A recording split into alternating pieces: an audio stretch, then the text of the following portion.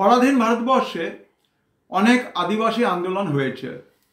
মূলত জমি, জঙ্গল, অরণ্য ভূমির অধিকার থেকে যাদেরকে বঞ্চিত করা হয়েছিল এবং ভারতবর্ষের যারা জনগোষ্ঠীর একেবারে প্রাচীনতম অংশ সাঁওতাল, কোল, মুন্ডা, এরা তাদের দেশজ পরম্পরা, ইন্ডিজেনাস নেচার, এই ঘরানাকে ধরে রাখার জন্য নিজেদের সংস্কৃতি, নিজেদের কৃষ্টি তাকে অব্যাহত রাখার জন্যই কিন্তু ব্রিটিশ বিরোধিতাতে সামিল হয়েছিল। এই বিদ্রোহগুলোকে আমাদের শিক্ষিত মধ্যবিত্ত সমাজ কিভাবে দেখেছিল?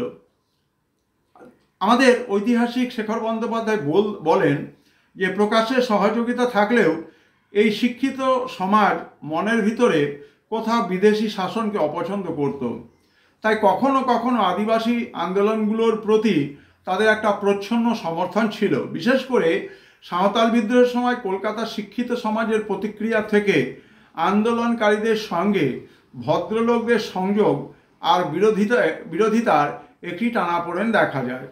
1855 সালে 26শে জুলাই হিন্দু পেট্রিয়ট পত্রিকায় আর লাঠি সম্বলিত সাঁওতালদের প্রতাপশালী ব্রিটিশ সরকারকে লড়াই দেওয়ার ক্ষমতার বিষয়টি বিস্ময়ের আকারে তুলে ধরা হয়েছিল।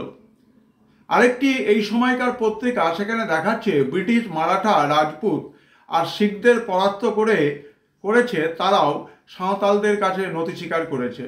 মানে ইংরেজরা সাঁওতালদের কাছে অনেকটাই পরাজয় স্বীকার করতে বাধ্য হয়েছিলেন।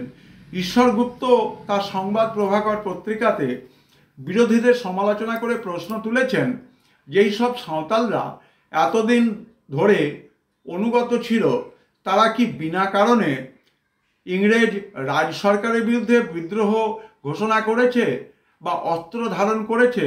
তার ভিতরে গিয়ে কারণ অনুসন্ধান করা দরকার।